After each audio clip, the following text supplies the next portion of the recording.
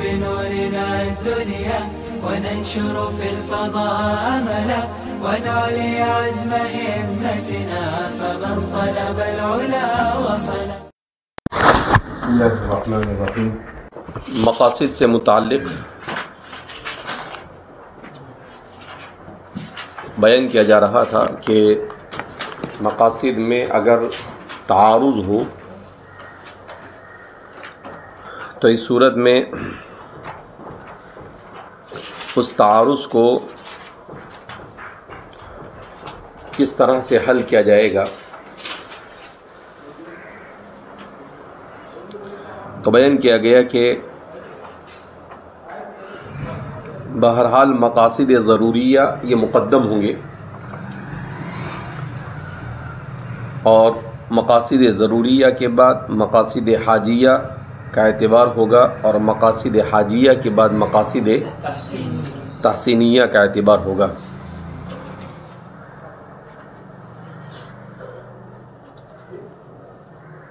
اسی لیے بیان کیا گیا کہ اگر اس قسم کے تعارض کی صورت میں کس طرح سے مثال کے ذریعے سے واضح کیا گیا کہ مقاصد ضروریہ کو مقدم رکھا جائے گا. اس کے بعد دوسرا مسئلہ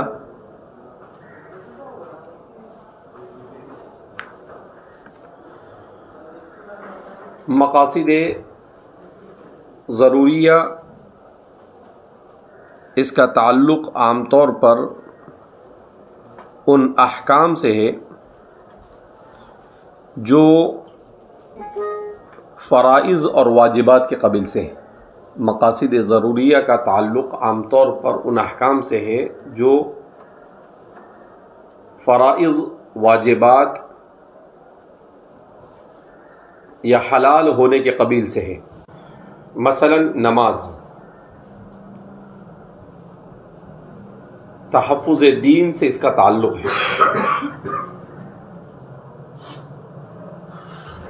لہذا اگر کہیں پر نماز اور بیع شراء جمع ہو جائے، نماز اور بیع و شراء تجارت جمع ہو جائے تو مقدم کون ہوگا؟ نماز. تجارت کا بہانہ بنا کر نماز کو ترک کیا جا سکتا نہیں ہے، اس لیے کہ وہ مقاصد حاجیہ کے قبیل سے ہے. کون؟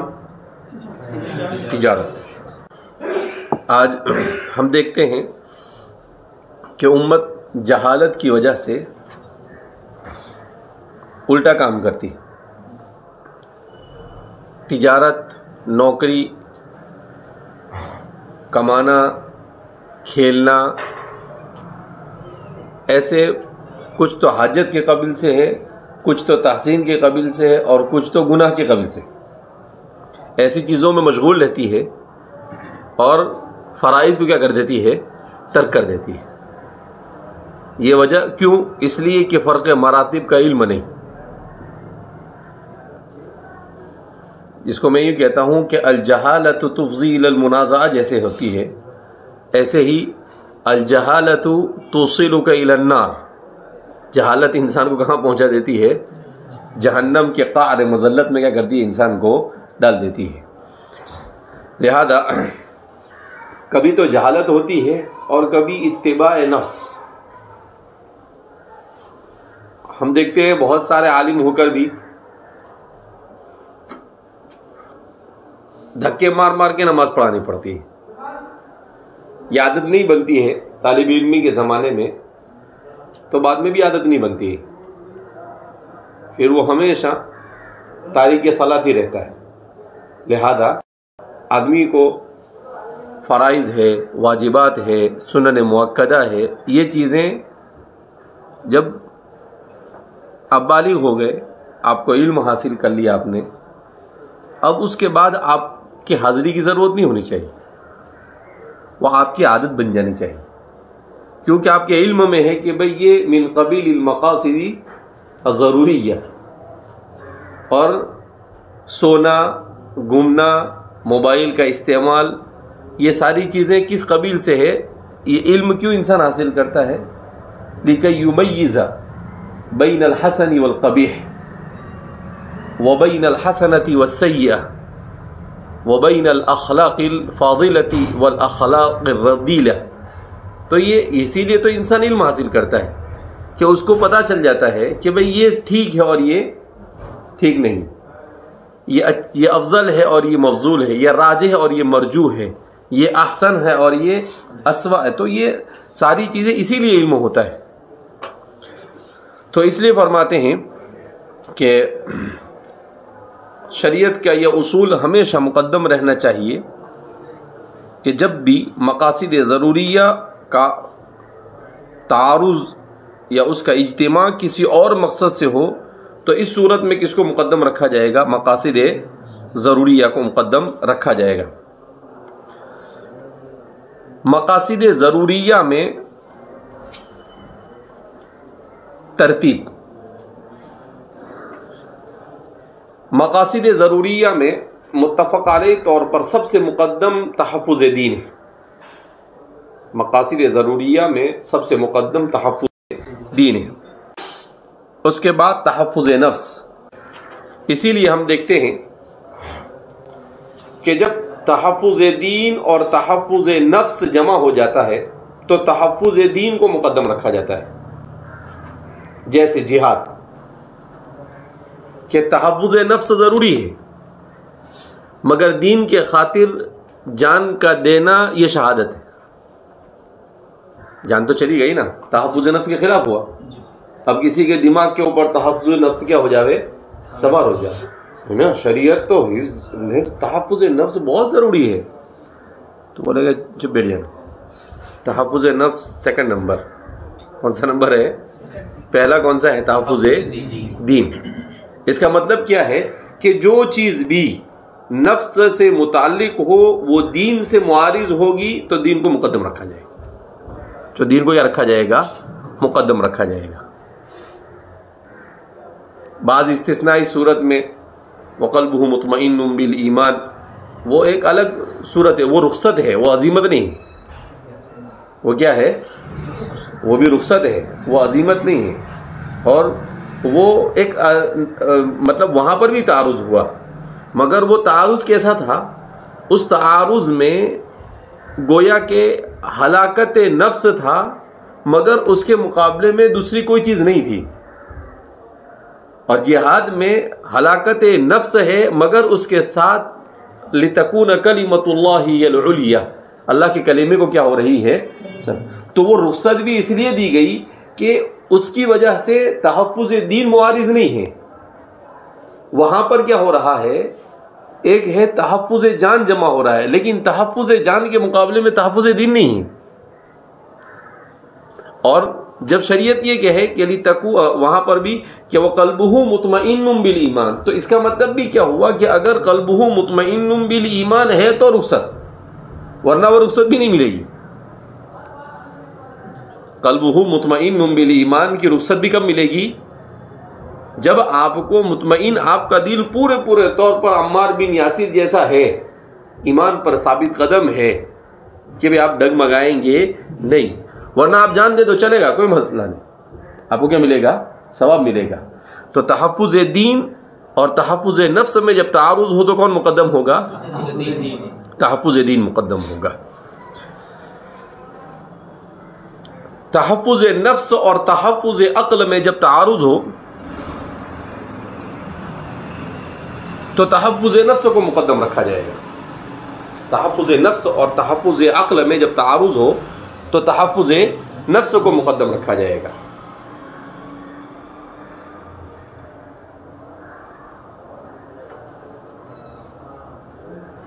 جیسے بے ہوش کرنے کے لیے یا کسی مہلک بیماری کے علاج کے لیے ناپاک چیز کا استعمال شرائط کے ساتھ درست ہے۔ کیا آپ کو کوئی ایسی بیماری لگی ہے کہ اس بیماری کا علاج کسی ناپاک ہی چیز میں ہے؟ طبیب ماہر حاذق، بعض حضرات نے مسلمان ہونا بھی قید لگایا ہے، مسلمان ہو اور وہ یہ کہے کہ بھئی حلال میں اس کا کوئی علاج نہیں ہے، تو اس صورت میں آپ کو بے ہوش کرنے کی ضرورت پڑی تو کس کو استعمال کر سکتے ہیں؟ اس چیز کو استعمال کر سکتے ہیں۔ تو اس کا مطلب کیا ہوا کہ جب تحفظ نقل اور تحفظ نفس، جب عقل اور تحفظ نفس جمع ہو تو مقدم کون ہوگا؟ تحفظ نفس کو مقدم رکھا جائے گا۔ اسی طرح سے تحفظ نفس اور تحفظ مال میں جب تعارض ہو تو اس صورت میں بھی تحفظ نفس مقدم ہوگا، تو اس صورت میں بھی تحفظ نفس کیا ہوگا؟ مقدم ہوگا۔ جیسے کسی کا مال لے کر جا رہے ہیں، کھانے کے لیے کچھ نہیں، وہی ہے ستو جس کو آپ لے کر جا رہے ہیں، یا فروٹ لے کر جا رہے ہیں، تو اس کی اجازت کے بغیر کیا کر سکتے ہیں؟ آپ کھا سکتے ہیں، جبکہ تحفظ مال کے خلاف۔ مگر جان کا بچانا زیادہ کیا ہے؟ ضروری ہے۔ چاہے تو اس کے بعد میں پیسے دے دینا، اس کو اطلاع دے دینا کہ ایسی حالت میں پہنچا تھا۔ اسی طرح سے حفظ عقل اور تحفظ نسل مقدم ہے تحفظ مال پر۔ تحفظ عقل اور تحفظ نسل مقدم ہے تحفظ مال پر۔ اسی لیے کہتے ہیں کہ اگر انسان کی عقل خطرے میں ہو تو چاہے جتنا مال خرچ کرنا ہو خرچ کرنا پڑے گا۔ مال بچانے کے لیے اپنی عقل کو داؤ پر لگا سکتے نہیں۔ جیسے ہوتا ہے نا کہ اب ہمارے اس زمانے کے اندر میں ڈپریشن میں لوگ جا رہے ہیں۔ جب انسان کا رشتہ اپنے خالق سے کمزور ہوتا ہے تو انسان ڈپریشن اور طرح طرح کی بیماریوں میں کیا ہوتا ہے؟ مبتلا ہوتا ہے۔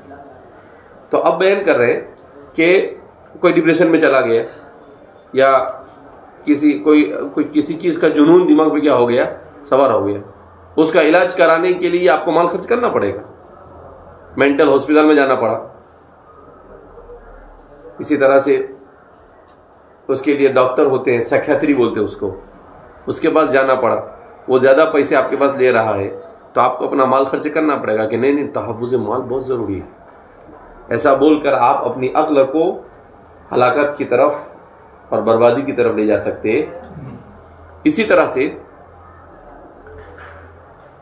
تحفظ نسل کے لیے بھی مال کو برداشت کیا جائے گا کہ بھئی جیسے ڈاکٹر نے کہا کہ بچے کا آپریشن ہے، کہ بھئی پیٹ میں بچہ ہے مگر بغیر آپریشن کے اس کو نکالنا ممکن نہیں ہے، تو اس نفس کو اور نسل کو چلانا ہے، تو اس کے لیے چاہے خرچہ ہو 25-50 ہزار روپے، لیکن آپ خرچہ کر کر آپریشن کرانا آپ کے لیے کیا ہو جاتا ہے؟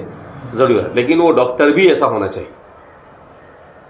ہمارے ہندوستان کے اس ماحول میں بہت ساری مرتبہ ایسا ہوتا ہے کہ ہندو ڈاکٹر جان بوجھ کے مسلمانوں کے آپریشن کروا دیتے ہیں۔ کیوں؟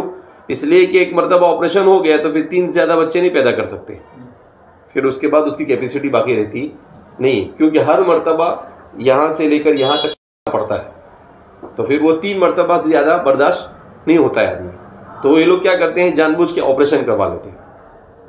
تو اس لیے مسلمان کو اپنے لیے اپنی بچیوں کو ڈاکٹر بنانا اس لیے بھی ضروری ہے تاکہ ہماری اپنی بچیاں ڈاکٹر ہو، تو اس طرح سے ہمارے ساتھ کسی قسم کا کھلواڑ ہماری عورتوں کے ساتھ نہ ہو سکے۔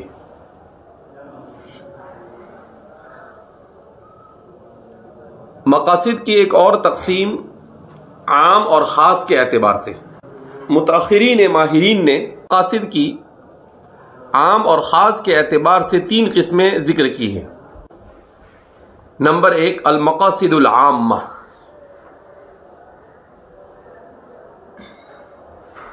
نمبر 2 المقاصد الخاصہ، اور نمبر 3 المقاصد الجزئیہ۔ المقاصد العامہ کی تعریف۔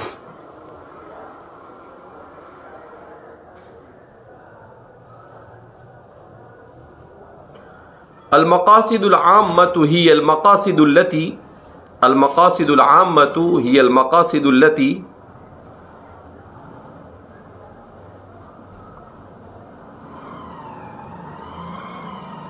يجب مراعاتها من قبل الشارع يجب مراعاتها من قبل الشارع في جميع ما ورد عنه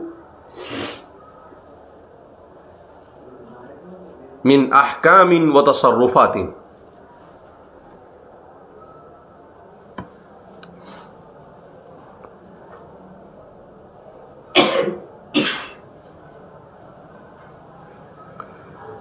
یعنی مقاصد عامہ ان مقاصد کو کہا جاتا ہے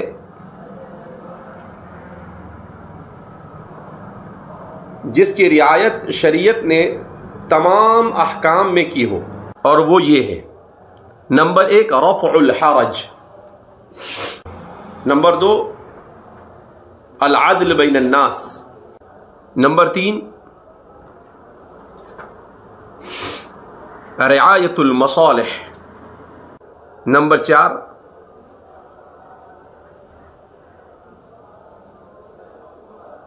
دفع المضرہ، نمبر 5 حصول رضا اللہ. تو یہ ہے ہماری شریعت کے مقاصد عامہ. ہر حکم کے اندر میں اس کی جھلک آپ کو نظر آئی. کئی دفعہ مضرت ہوگا، کہیں مصالح کی رعایت ہوگی جس کو جلب منفعت کہتے ہیں، کہیں پر عدل کی بنیاد پر کسی چیز کا شریعت نے حکم دیا ہوگا، کہیں پر شریعت مطہرہ نے کسی چیز کے بارے میں حکم دیا ہوگا، تو وہاں پر کس چیز کی رعایت کی گئی ہوگی؟ حرج کی، کہ اس پر سے حرج کو انسانیت کے اوپر سے کیا جائے؟ دور کیا جائے. تو کیونکہ شریعت کا مقصد ہراساں کرنا نہیں، شریعت کا مقصد باعزت اور اللہ کی رضامندی والی زندگی انسان کو بغیر مشقت شدیدہ کے مہیا کرنا، عزت کے ساتھ اللہ کی رضا والی زندگی بغیر مشقت شدیدہ کے مہیا کرنا، یہ پورا مقصد شریعت ہے. مشقت تو ہوگی، اسی لیے میں نے کہا کہ مشقت شدیدہ. اگر بالکل مشقت نہ ہو وہ جنت ہے. خالٍ عن المشقہ والجنہ. دنیا میں تو مشقت ہو، ہاں، لیکن یہاں مشقت کتنی ہے؟ بقدر طاقت. لا یکلف اللہ نفسا الا وسعها. یہ رفع حرج.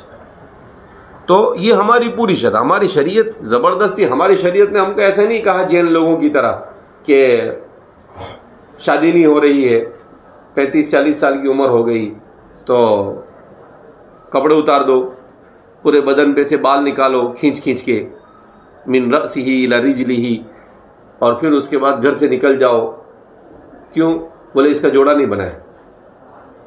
مرد ہے تو اس کی عورت نہیں ہے، عورت ہے تو اس کا مرد نہیں ہے. اب وہ گھر سے نکل گئے، پوری زندگی پیدل چلتے رہو. دیکھتے ہیں نا کب سفید کپڑے پہن کے چلتے ہیں روڑوں کے اوپر، جین مذہب کے اندر میں. ہماری شریعت نے اس کا مکلف نہیں کیا. جین مذہب کا دوسرا گروہ ہے ننگ دڑنگ، ننگا باوا، عجیب و غریب، کپڑا ج نہیں، ستر غلیظ اور اغلظ سب کھلا. اس کو کیا سمجھتے ہیں؟ یہ حضرت معراج پہ پہنچ گئے. کہاں کی معراج پہ؟ نفسانیت کی معراج، روحانیت کی معراج. بولے وہ ایک دم اوپر پہنچ گئے، ایسے اوپر پہنچ گئے کہ اپنے سے بے خبر ہو گئے. پھر ان کے بھی کانڈ آتے ہیں، ان کے بھی کیا آتے ہیں؟ کانڈ آتے ہیں. ابھی گجرات میں نکلا تھا ننگا باوا لوگوں کا کانڈ. تو یہ لوگ کیا کرتے ہیں؟ دیکھو، انسان فطری تقاضے کو انسان کتنا بھی کچھ کوشش کرے نہیں دبا سکتا. اس لیے کہتے ہیں کہ کھانے پینے کے بعد انسان کی سب سے بڑی ضرورت وہی ہے. اب فطری تقاضے کو تو یہ لوگ کیا کرتے ہیں؟ انجیکشن لے لیتے ہیں عارضی طور پر. تو امام صاحب حرکت کرنا کیا ہو جاتے ہیں، اور پھر اس کے بعد جب وہ زور ختم ہو جاتا تو کوئی بھی ہاتھ لگ گیا تو بیچارہ کیا ہو گیا، اس کی حالت خراب کر دی. تو ہماری شریعت نے یہ سب چیزیں کا مکلف نہیں کیا انسان کو. کوئی سنیاسی ونیاسی ہمارے یہاں پر ہوتا نہیں. ہم تو کہتے ہیں آتنا فی الدنیا حسن وفی الآخرۃ، دنیا میں بھی اچھی کھا بھیا کھا، کلو وشربو ولا تسرفوا، کھاؤ پیو مگر اسراف مت کرو. روزہ رکھنے کا بھی حکم دیا تو ایسا نہیں کہا کہ ایک ہفتے تک نہیں کھانے کا، سحری میں دبا کے کھا لے بھیا اور افطاری میں اور دبا کے کھا لے، کھا پی. تو اس کا بھی مکلف کیا. لیکن سب جگہ پر مصالح عباد مقدم ہوتے ہیں. مصالح عباد کیا ہوتے ہیں؟ میں نے کہا مشقت ہے لیکن جتنی وہ برداشت کر سکتا ہے اتنی. برداشت سے باہر کسی کو بھی کسی مشقت کا شریعت نے مکلف کیا نہیں. علامہ ابن عاشور اس میں مزید توسع کرتے ہوئے فرماتے ہیں کہ مقاصد عامہ مندرجہ ذیل ہے. نمبر 1 درء المفاسد، نمبر 2 جلب المصالح،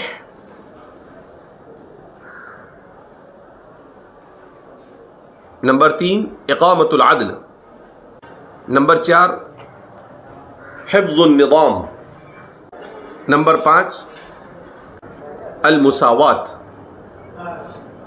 بین الناس. الدکتور علال الفاسی اس پر مزید اضافہ کرتے ہیں عمارت الارض نمبر 6، نمبر 7 التعايش السلمی، امن و امان کے ساتھ رہنا. نمبر 8 الاصلاح فی الارض، نمبر 9 تدبیر منافع الجمیع، نمبر 10 استنباط الخیرات من الارض، نمبر 10 استنباط الخیرات من الارض.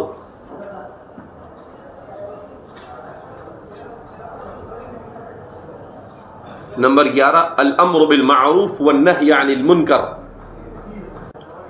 نمبر 12 النصیحۃ لخلق اللہ. کتنے زبردست مقاصد نکالے لوگ. ابھی اگر یہ مقاصد کو سامنے رکھا جائے تو یہ دنیا ہی جنت بن جائے.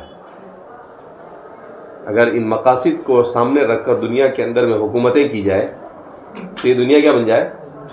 جنت بن جائے. تو فرماتے ہیں کہ یہ پورے مقاصد ہیں جس کو مقاصد عامہ کہا جاتا ہے. کیا کہا جاتا ہے اس کو؟ مقاصد عامہ.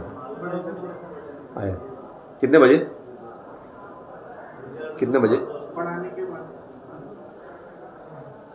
تو اس کو کیا کہتے ہیں؟ مقاصد عامہ.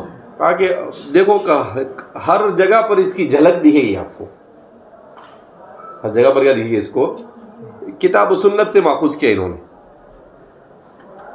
تو فرماتے ہیں کہ ان مقاصد کو مقاصد عامہ کہا جاتا ہے جس کی رعایت ہر جگہ جگہ پر قدم قدم پر لمحہ لمحہ انسان کے لیے شریعت مطہرہ نے اس کی رعایت کی ہے.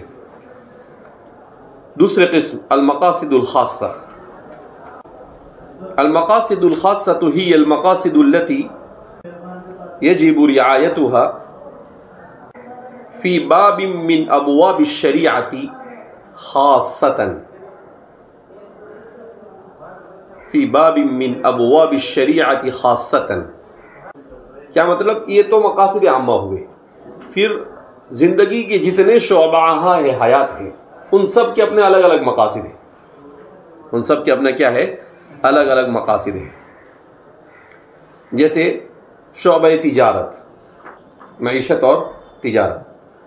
تو شریعت مطہرہ نے معیشت اور تجارت کے نظام کو جھگڑوں سے کسی پر ظلم نہ ہو، عدل ہو سکے اور معاشرے کے اندر میں خرابیاں، بد اخلاقی، بد کرداری نہ آئے، تو اس کے لیے ہماری شریعت مطہرہ نے کیا کیا؟ کچھ مقاصد بنائے. تو شریعت سے متعلق، تجارت سے متعلق جو مقاصد ہیں ان مقاصد کو مقاصد خاصہ کہیں گے. جیسے شریعت نے معدوم کی اور مجہول کی بے سے منع کیا. معدوم اور مجہول کی بے سے منع کیا. آج کے تقریباً 70% بے اسی پر ہوتی ہے، معدوم اور مجہول پر.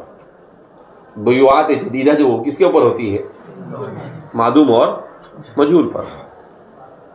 نہ بائے کے پاس ٹھکانہ، نہ نبی کا کچھ ٹھکانہ، کچھ نہیں، اور اس کو کیا کرتے ہیں؟ بیچ پہ بیچ کرتے کیا ہوتے ہیں؟ چلے جاتے ہیں. اسی طرح سے شریعت مطہرہ نے غرر سے منع کیا، دھوکہ دینے سے.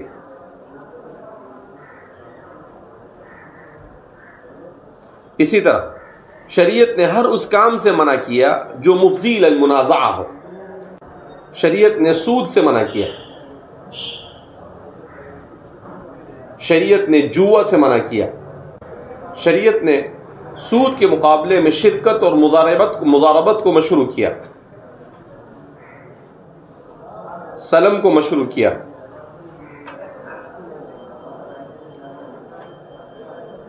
اجارے کو خلاف قیاس مشروع کیا، رہن کو مشروع کیا.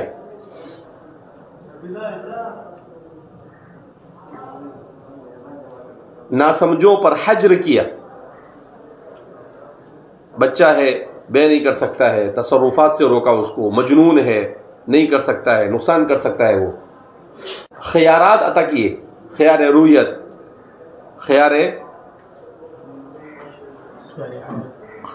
عیب. تو یہ سارے خیارات شریعت نے کیا کیے؟ عطا کیے. معاشرت کے باب میں نکاح کو مشروع کیا.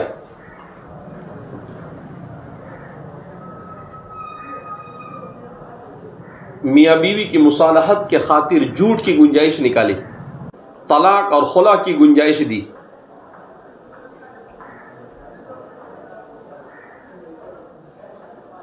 نفقے کو لازم قرار دیا اقویاء پر ضعفاء کے لیے. عورت کو ربۃ البیت بنایا، صلہ رحمی کو ضروری قرار دیا، قطع رحمی کو حرام قرار دیا، زنا کو حرام قرار دیا، اغلام بازی کو حرام قرار دیا، ہم جنس پرستی کو حرام قرار دیا. ضرورت کے موقع پر عزل کی گنجائش دی. مرد پر اپنی اولاد اور اپنی بیوی کی تعلیم و تربیت کو لازم قرار دیا. بلوغت کے پہنچنے پر جلد نکاح کو مسنون قرار دیا. ماں باپ کے کمزور ہونے پر اولاد پر ان کے نفقے کو لازم قرار دیا. انسان کو اخلاق فاضلہ کو اختیار کرنے کا مکلف کیا. تواضع ہے، قناعت ہے، اور اخلاق رذیلہ کو حرام قرار دیا. حسد ہے، حرص ہے، بخل ہے.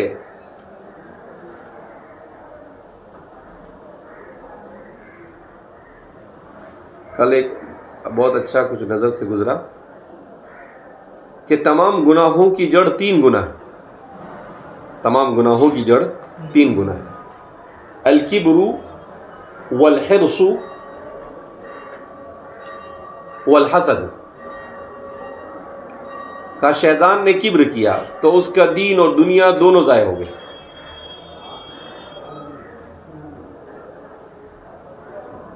آدم علیہ السلام اور حضرت حوا کو حرز کے اندر مبتلا کر کر نافرمانی کی طرف لے گیا. کون؟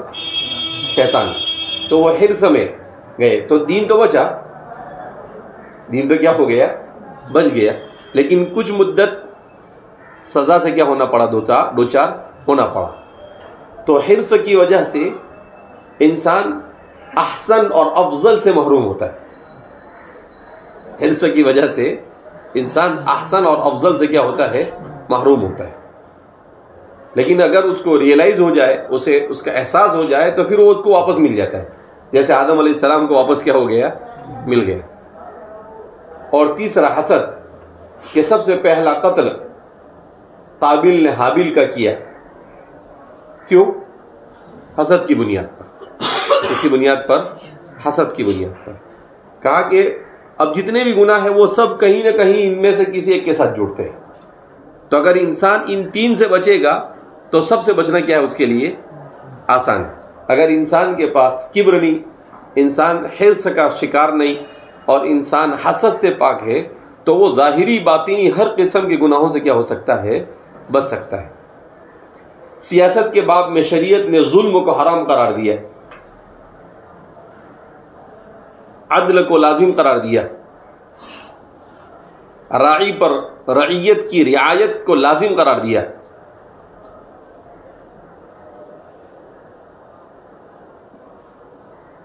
یہ سب چیزیں تو بیان میں کہنے کی لوگوں کو بتانے کی ضرورت ہے. محاسن اسلام ہے یہ سب. کیا ہے؟ محاسن اسلام. کہ اسلام کے محاسن ہیں.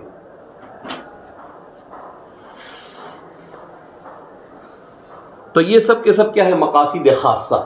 ہر باب کے الگ الگ مقاصد ہیں. لوگوں نے اس پر مستقل کیا کی ہے؟ کتابیں لکھی ہیں.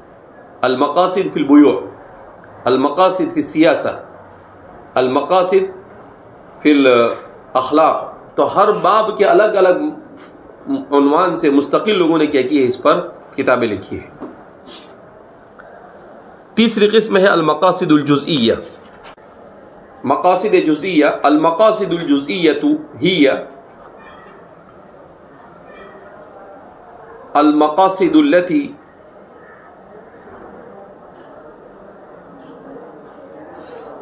تتعلق من احد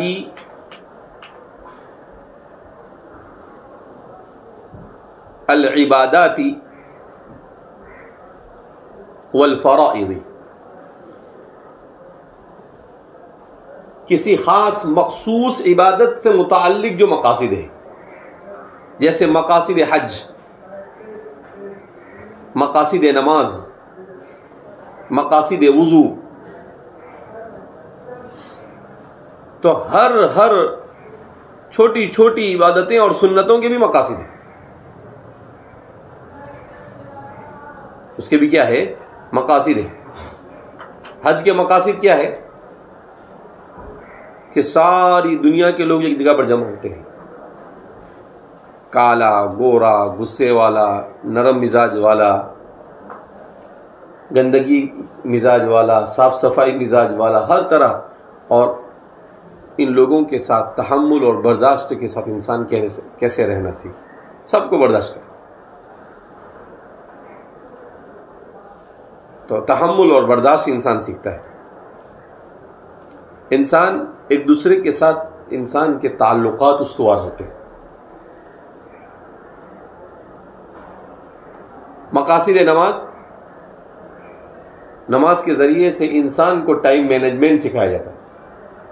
کیا سکھایا جاتا ہے؟ کہ فجر کی نماز اتنے سے اتنے بجے تک ہی ہوتی ہے، اس کے بعد نہیں ہوگی، ادا ہے، بعد میں قضا. ظہر کی نماز کی سانس یہاں ٹائم. تو ٹائم مینجمنٹ سب سے پہلا. والعصر ان الانسان لفی خسر. تو سب سے اہم ضروری انسان ترقی کرنے کے لیے ٹائم مینجمنٹ موسٹ امپورٹنٹ انسان کے لیے سب سے زیادہ کیا ہے؟ ضروری. اسی طریقے سے نماز، مقاصد نماز میں التنظیف والنظافہ، صاف صفائی سکھائے. وضو کر کے آنے کا، ایسے ہی تھوڑا لے کے کھڑے ہو جانے کا نہیں. وضو کر کے صاف ستھرا ہو کر آنے کا، نظافت سکھائے. کیونکہ انسانی معاشرے کے لیے ازحد ضروری ہے. مقاصد نماز میں سے التنظیم، صف میں برابر کھڑا ہو جانا، منظم ہونا سکھایا. ایسا نہیں کہ ایک ادھر کھڑا ہے کہ منہ اس کا ادھر منہ ہے، نہیں، قبلے کی طرف رخ کر کے ایک امام صاحب اور اس کے پیچھے. تو پوری زندگی اسی طریقے سے کسی کو اپنا پیشوا بنا کر گزارنا، سسٹمیٹک لائف، پروفیشنلزم. تو تنظیم نماز کے ذریعے سکھایا. اسی طریقے سے نماز کے ذریعے سے مساوات کی تعلیم دی. ایک ہی صف میں کھڑا ہو گئے محمود و ایاز، نہ کوئی بندہ رہا نہ کوئی بندہ نواز. تو نماز کے ذریعے کس کو سکھایا؟ مساوات کو سکھایا. نماز کے ذریعے سے حسن معاشرت کو سکھایا. کیا سکھایا؟ حسن معاشرت کو سکھایا کہ نماز میں آئے تو مسجد میں خاموشی کے ساتھ، مسجد میں دنیا کی باتیں نہیں کرے، چپ چاپ مسجد میں اللہ کا ذکر، انما بنی ہذہ المساجد لذکر اللہ، یہ اللہ کے ذکر کے لیے، شور شرابہ تجارت دنیا کو بھول جائے۔ نماز کے ذریعے سے انسان کو روحانیت کا درس دیا جاتا ہے کہ یہاں پر آئے تو اللہ کا ذکر کرے، قرآن پڑھے، دنیاوی مشاغل کو بھول جائے، اعتکاف کی نیت کرے، وقوف علی عبادت اللہ، اور تھوڑی دیر کے لیے اپنے آپ کو اپنے خالق کے ساتھ کیا کر دے ہوئے، جوڑ دے ہوئے۔ یہ کتنے مقاصد، تو یہ سب ہے مقاصد جزئیہ، وضو کے مقاصد۔ وضو کرنے سے، صاف صفائی رہنے سے انسان بیماریوں سے محفوظ رہتا ہے۔ کہا تھا نا اس سے پہلے بھی کہ جرمنی میں جماعت گئی تو وہ وضو کر رہے تھے، وضو کرتے کرتے گردن کا مسح کرے، تو ایک ڈاکٹر سائنسداں نے دیکھا تو وہ آتا ہے اور پوچھتا ہے کہ یہ کیا کرتے ہو تم لوگ؟ تو کہا کہ ہمارے یہاں پر سنت ہے۔ کہا کہ اچھا؟ کہا کہ کہا نماز میں دن میں 5 مرتبہ آدمی ایسا کرتا ہے۔ کہا اچھی چیز ہے، بولے کیوں؟ کہا کہ انسان کا یہ جو ہے نا بریج ہے، یہ انسان کا کمپیوٹر ہے، یہ پورے دماغ کو کنٹرول کرتا ہے، یہ بریج ہے۔ تو یہاں سے جو نسیں ہوتی ہیں، ان نسوں کو کچھ نہ کچھ مقدار میں دن میں 2-4 مرتبہ پانی ملنا کیا ہے، ضروری ہے، تو وہ مضبوط ہوتی ہے، اس کو انرجی ملتی ہے، جس کی وجہ سے وہ سوکھتی نہیں، وہ تھکتی نہیں، اور وہ برابر کام کرتی ہے۔ اب مستحب عمل، سنت بھی نہیں، کیا ہے؟ سب ایک مستحب عمل۔ تو کہا کہ اسے سمجھ میں آئے، کہا کہ اس طرح سے یہ جو مسح کرتے ہیں تو اس مسح کے کرنے سے کیا ہوتا ہے کہ جب یہاں پانی ملتا ہے تو پانی ملنے سے دماغ کی نسیں خشک نہیں ہوتی ہے، تو انسان کے مجنون اور انسان کو دماغی بیماری ہونے کے امکانات کم درجے میں۔ دماغ کی بیماری شریعت کلی کراتی ہے، سنت ہے، تو کلی کرانے سے منہ میں جو جراثیم ہوتے وہ کیا ہو جاتے ہیں، باہر، ناک میں جو جراثیم ہوتے کیا ہوتے ہیں، باہر آتے ہیں۔ تو مقاصد سائنسی یا بولو اس کو، یا جو بھی بولو، تو یہ جیسے جیسے حضرت قاری طیب صاحب فرماتے تھے کہ سائنس جتنی آگے بڑھے گی اتنی شریعت کے قریب ہوتی چلی جائے گی، کیونکہ شریعت تو نام ہی کس کا ہے، فطرت کی رعایت کا، اور سائنس کیا بولتی ہے کہ ہم فطرت کا انکشاف کرتے ہیں، ڈسکوری آف نیچر، فطرت کیا کرتے ہیں، انکشاف۔ اگر وہ یہی مقصد ہے تو کہا کہ یہ شریعت سے قریب ہوگی، کبھی بھی ہماری شریعت سے متصادم۔ ہاں، سائنسداں کا دماغ ہی خراب ہو اور وہ اپنے ایک سوچ بنا کر اس کے مطابق کوئی غلط چیز لے کر آوے تو وہ اس کا اپنا قصور ہے، وہ اس کا کیا ہے، اپنا قصور ہے۔ بہرحال تو یہ کیا ہے، مقاصد جزئیہ۔ مقاصد کی تیسری تقسیم باعتبار ثبوت کے اعتبار سے مقاصد کی 3 قسمیں ہیں: مقاصد قطعیہ، مقاصد ظنیہ، مقاصد وہمیہ۔ مقاصد کی چوتھی تقسیم باعتبار رتبہ کے: مقاصد اصلیہ اور مقاصد فرعیہ۔